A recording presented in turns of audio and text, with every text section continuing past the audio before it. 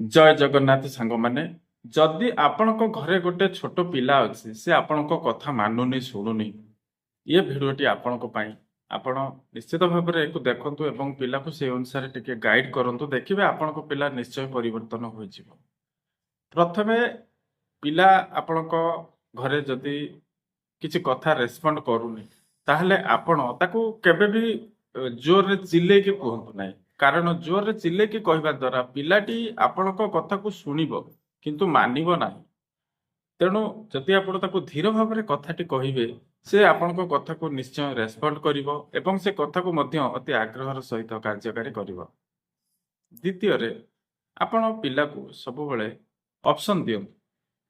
ଯଦି ପିଲାଟି ଆପଣଙ୍କର ଟିଭି ଦେଖୁଛି, ତାକୁ କହିବେ, ଆରେ ବାବା, ତୁ ଏବେ ଟିଭି ବନ୍ଦ କରିବୁ ନା 5 ମିନିଟ ପରେ ବନ୍ଦ କରିବୁ? ତୁ ଏବେ ଶୋଇବୁ ନା 5 ମିନିଟ ପରେ ଶୋଇବୁ? ତୁ ଏବେ ମୋବାଇଲ ଦେଖିବା ବନ୍ଦ କରିବୁ ନା 10 ମିନିଟ ପରେ ମୋବାଇଲ ଦେଖିବା ବନ୍ଦ କରିବୁ?